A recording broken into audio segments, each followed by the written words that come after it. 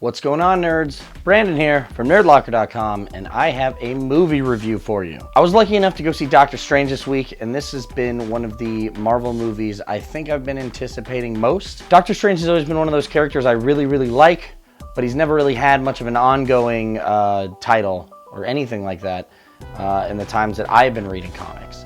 And I've always wanted more of them, so the fact that, they were doing a movie had me stoked because I've always really enjoyed the character. Out the gate, Benedict Cumberbatch just kills it as Doctor Strange. I think this is an amazing role for him, and I've said this a million times, Marvel at this point can do no wrong in their casting, and this just rings true in this movie. The thing I liked most about this movie is the entire time Doctor Strange is becoming a sorcerer, he's reluctant. He's not waking up trying to be a hero. Everything he does is selfishly driven, and that's who he is. That's the character that he is throughout this movie. Everything's about him and how great he is, and when he gets in the car accident and ruins his hands, he does this to fix his hands. That's all he wants. When they get to the point where they say, oh, we're here to fight otherworldly forces, he's like, I'm not here to fight. I'm here for me. I don't care about any of you. This is not what I signed up for. But all in all, I think this is a really great story just about somebody understanding what else is out there, and not even in terms of mysticism and everything else, but just what he thinks life is about and what it ends up being and the role he's meant to play. This was initially misleading because I thought when they cast Baron Mordo that he was going to be the secret bad guy in this movie, and there really was no secret bad guy. Everything was explained in the synopsis of the movie and everything else. But I thought this was really cool because if you read the comic books, Baron Mordo is the main Doctor Strange villain, and I thought this was just set up very well, and it was done very well for future movies with the relationship between them. Doctor Strange is new to being a sorcerer, and Baron actually helps train him, and it's pretty cool. And I really like seeing the relationship that they had and the events that, bring everything ahead between them. I think my favorite part of the movie had to be Wong. A little more aggressive than the Wong we're used to in the comic books, or a little more, I don't know, it was just different, but it was very good. I thought he maybe did the best role in the movie. I really loved his character in this. The thing I really like most is just how Doctor Strange meets these people and his reaction to all these different people and this whole world he never knew a part of. But, just as part of his personality of wanting to be the best, like he gets involved and he's like, all right, well, I'm going to excel at this. And I thought that was a really cool attitude to have. Now, time for the villain.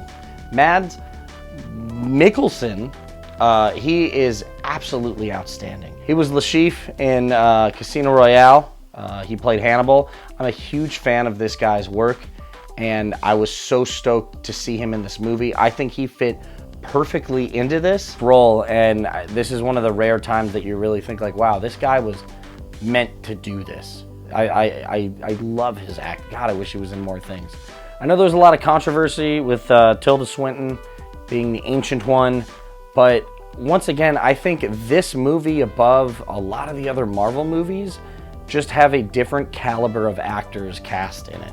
Like, I really think they weren't looking for as many unknowns, and they were looking for solid people, and everybody did their perfect part in the role.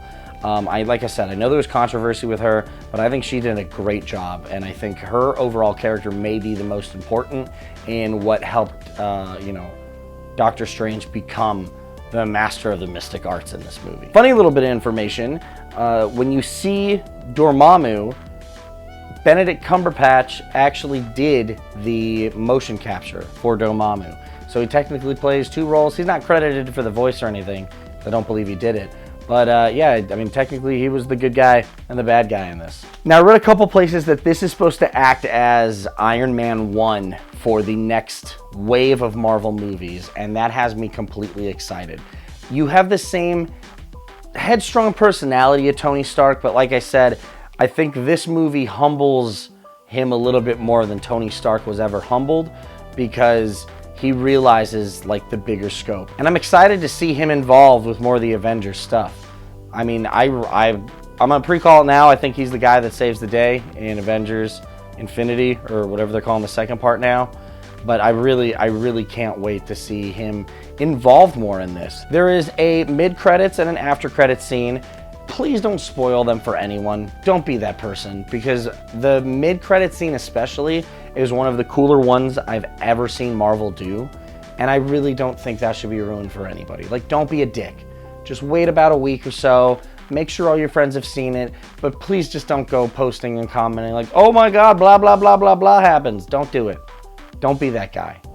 Stop. This did not disappoint. I'm really excited to see it again. There were a couple times I'm watching and I'm looking for Easter eggs and I'm looking for clues and I'm looking for, you know, everything else that Marvel does in their movies. And I personally wasn't able to find too much.